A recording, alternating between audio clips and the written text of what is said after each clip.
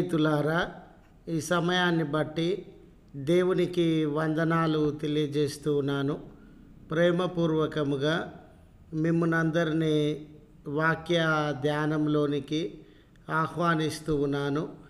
ఈ silent Saturday కొరకు కొన్ని ఆలోచనలను మీతో కూడా పంచుకోవాలని ఇష్టపడుతూ ఉన్నాను కనుక ముగింపు వరకు దేవుని యొక్క వాక్యాన్ని మీరు ఆలకించాలని, మీ కుటుంబ సభ్యులతోనూ తోటి విశ్వాసులతోనూ ఈ వీడియో షేర్ చేసుకోవాలని, మీ ప్రార్థన మనవులను కామెంట్స్ రూపంలో తెలియజేయండి. నమ్మకంగా మీ కొరకు ప్రార్థిస్తాము. ఈ వీడియో మీ ఆధ్యాత్మిక జీవితములకు ఉపయోగకరంగా ఉండినట్లయితే దయచేసి ఛానల్ను సబ్స్క్రైబ్ చేసుకునవలసినదిగా మనవి చేస్తూ ఉన్నాను. లేఖన భాగము మత్తయి సువార్త 27వ అధ్యాయము 79వ వచనము. యోసేపు ఆ దేహమును తీసుకొని శుభ్రమైన నారా బట్టతో చుట్టి తాను రాతిలో తొలిపించుకొనిన క్రొత్త సమాధిలో దానిని ఉంచి. స్నేహితులారా, యేసు ప్రభుల వారు కలువరి సిలువలో మరణించిన సంఘటన, ఆయన యందు విశ్వాసం ఉంచిన అనేకులకు వేదనను, కన్నీటిని, భయాన్ని కలుగజేసినటువంటిదిగా ఉండినది.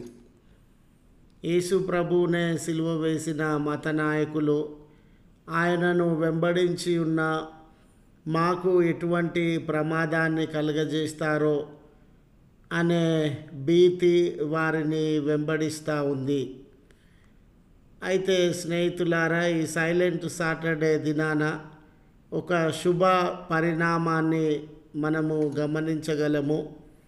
అప్పటి వరకు రహస్యముగా యేసు ప్రభు శిష్యులుగా ఉండి రహస్యముగా ఆయన యందు విశ్వాసం ఉంచిన అరిమత్తాయియ యోసేపు గారు కానివ్వండి, నికోదీము గారు కానివ్వండి, మరికొంతమంది స్త్రీలు కానివ్వండి, ముందుకు వచ్చి ఆయన దేహాన్ని తమకు అప్పగించాలని, ఆయన దేహాన్ని సరి అయిన రీతిగా సమాధి చేయడాన్ని బట్టి అప్పటి వరకు రహస్యముగా ఉండిన వారు ప్రత్యక్షంగా ప్రభుల వారిని విశ్వసించేవారుగా, వెంబడించేవారుగా ఉండినారు.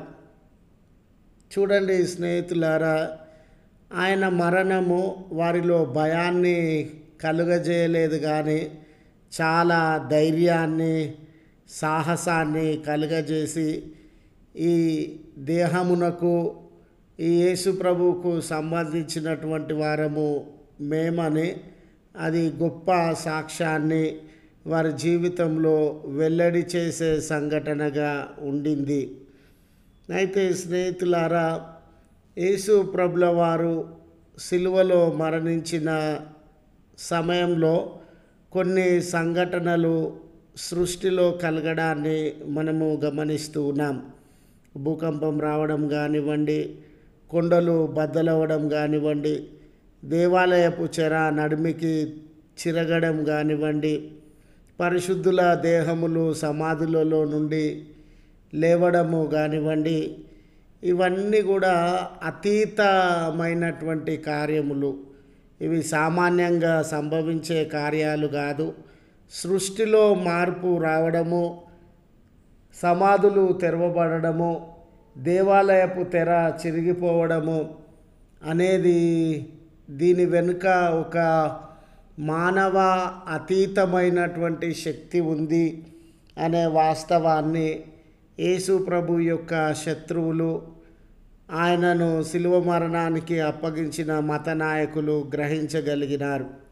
ఈ సంఘటనలన్నీ చూస్తూ ఉన్నప్పుడు వారి హృదయంలో నిజంగా యేసు ప్రభుల వారు మరణాన్ని తిరిగి జయించి ఆయన లేస్తాడేమో, మరణాన్ని ఓడించి అనే భయము వారి జీవితాలలో ప్రారంభమైంది.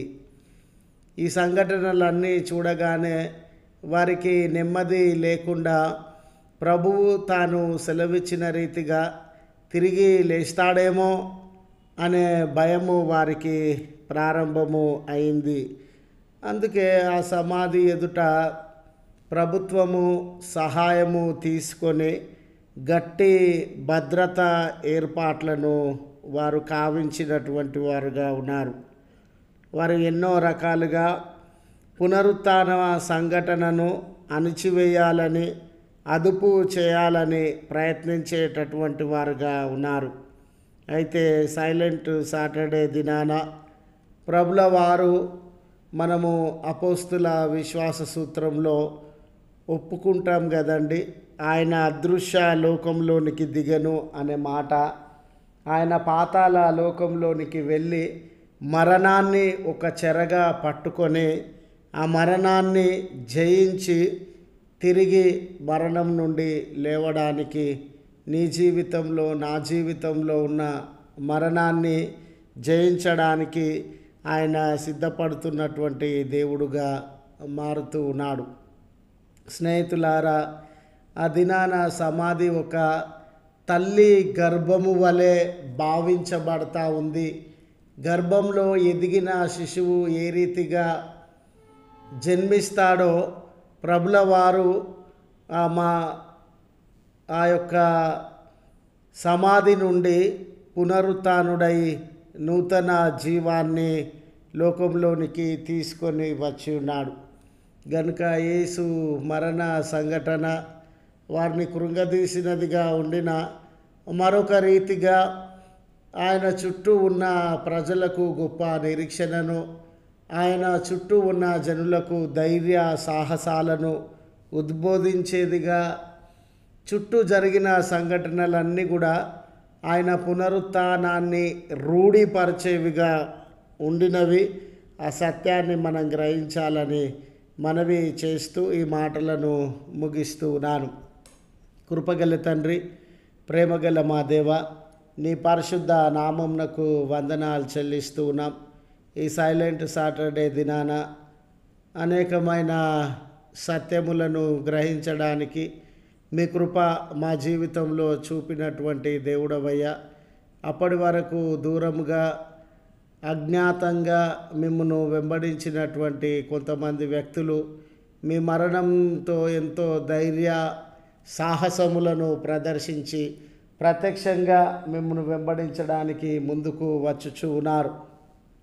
ఈ దినాన లోకానికో, పేదరికానికో, అవమానానికో, దాడులకో, కొరతలకో మేము భయపడి వెను తీయకుండా వారి వలె ధైర్యంగా వెంబడించడానికి మీ కృప మాకు అనుగ్రహించుమని ఈ ప్రార్థనలో ఏకీభవిస్తూ ఉన్న బిడ్డలు, కుటుంబములు ఎన్ని అక్కరల మధ్య, అవసరతల మధ్య కొట్టుమిట్టాడుతూ ఉన్నారో ఎరిగినటువంటి ప్రభుడవు కదా. మీ ఉన్నతమైన హస్తమును వారిపైన చాచి వారి కొరతలను అన్నిటినీ దూరపరిచి నెమ్మదిని అనుగ్రహించుమని క్రీస్తు పేరట వేడుకొనుచున్నాము తండ్రి. ఆమెన్. తండ్రి, కుమార, పరిశుద్ధాత్మ త్రియేక దేవుని దీవెన మనందరికీ తోడై ఉండి మనలను కాపాడునుగాక. ఆమెన్.